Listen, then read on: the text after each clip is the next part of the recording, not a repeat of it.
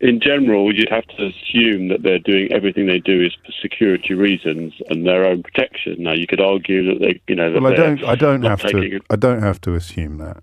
After the seemingly terrorist attack against Jews in Australia, and the war in Gaza still continuing despite us being told that there's a ceasefire, I thought it would be a good time to revisit this call, where a caller tried to defend the quote-unquote collateral damage in Gaza.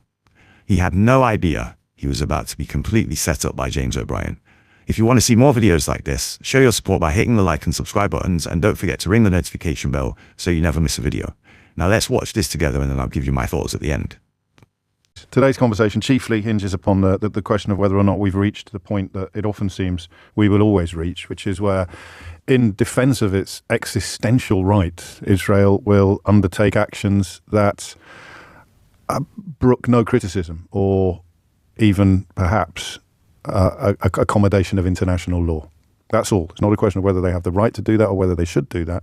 It's the question of whether or not that is where we actually are. Stuart is in Harrow. Stuart, what would you like to say? I don't think that they're not being criticised. There's lots of restraint being urged by UK and America. I also think there's a bit of a false equivalence with the kind of killing of Palestinian children or adults and Israelis. I mean, one is too many, and one life is they're equal, but one has been killed on purpose, and the other is that awful phrase, collateral damage. So I don't think it helps anyone to say they're murdering them when there's no proof that they are. I mean, there obviously might be some soldiers who do some terrible things, but in general, you'd have to assume that they're doing everything they do is for security reasons and their own protection. Now, you could argue that they, well, I don't have to assume that, because I don't think it is, and there's lots of people. Now, hang on, just let me tell you why, because you've even got families of the victims now in Israel complaining that this looks more like revenge than not. Well, they're saying it's not revenge, and they're saying the families of the victims are saying it does look like revenge. The families of which victims? The victims of the October the 7th terror attack. That's fine. That's an opinion. It doesn't mean they're right. It doesn't mean they're right. No, I'm just saying you can't talk about what people can and can't presume when the families of the dead are actually saying this looks more like revenge than it does look like sort of tactical response. That's all. So it's important that their voice is heard. No, I'm not telling you what I think. I'm telling you what they think. Well, you can presume. You're saying you can presume. You're saying you actually can presume. Well, you can't presume either way. I'm not presuming, and you're not presuming. Okay. You're here. You're in the safety of London. Yes. You just don't know. We just don't know. They could do. What? Sorry, I think I distracted you there semantically, which is unhelpful. So I apologise. What your central point is that you said you don't like the false equivalence, but to make that point, then you have to, and then you use the word collateral.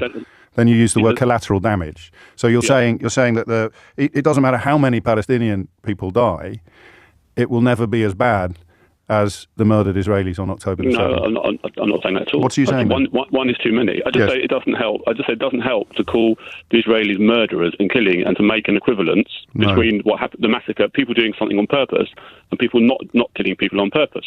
Yes, that's what I'm saying. See, that's where I struggle. One life is the same. How can you say it's not on purpose? Sorry. They're not killing. Their aim, the motivation is not to go and kill children.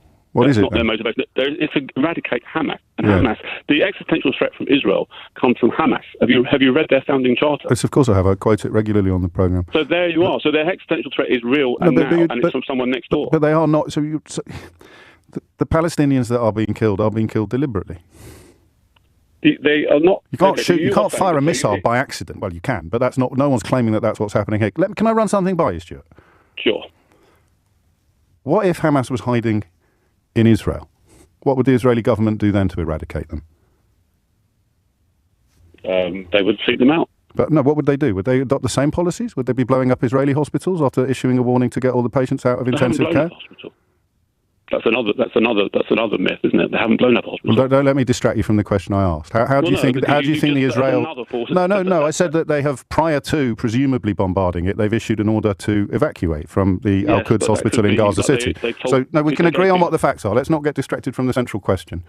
If Hamas was hiding in Israel, what policies would you still approve of the Israeli collateral damage approach to eradicating Hamas? I don't approve of anything. I don't disapprove or approve of anything. Okay, would you still use the phrase collateral? Would you still use the phrase collateral damage? Yes, of course I would. So 3,000 dead Israelis would be a price worth paying for the pursuit of Hamas. I didn't say the Palestinians. Well, what are you saying, Stuart? What are you saying? I'm just saying it's very important to be specific and be very I am careful being specific. with one's language. I am being. I am. I'm saying, what would your? You can presume that Israel are murdering. No, I've done the opposite of that. I've done the opposite of that. I spent 20 minutes at the top of the show outlining the existential motivation of Israel's actions, talked about Dagestan, and I said people will have a problem with however I do this, and I'm grateful to you for proving that. But I think this is a really important question. Whenever I hear the phrase collateral damage, or I hear objections to language or claims that it's not the same, do you think that if Hamas was hiding in Israel, the Israeli army would be pursuing the same tactics in pursuit of them with regard to civilian life?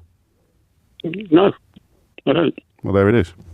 Why not? Because Hamas are the enemy in another country. It would be a terrorist situation. It is a terrorist situation. But why would they not go after Hamas with the same tactics in Israel that they're going after them in Palestine, in Gaza? For obvious reasons. Well, tell me what they are.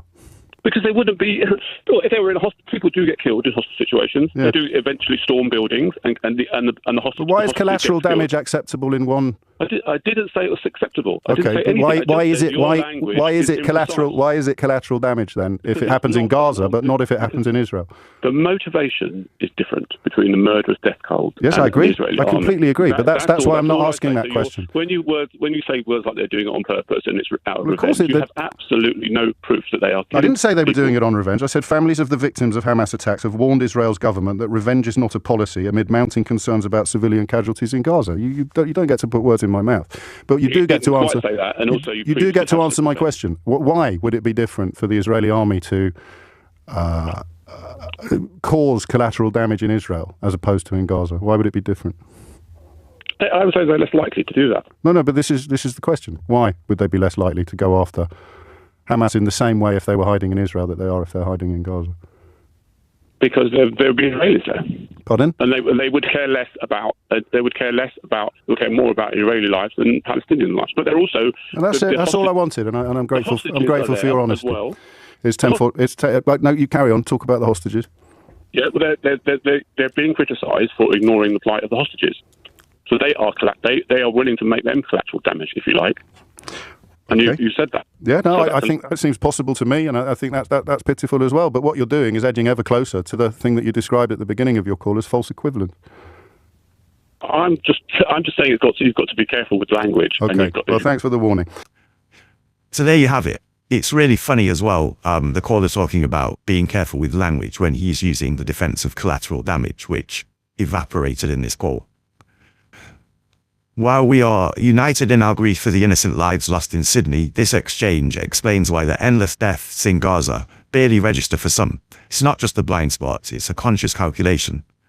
The caller's admission that they would care more about Israeli lives than Palestinian lives is key.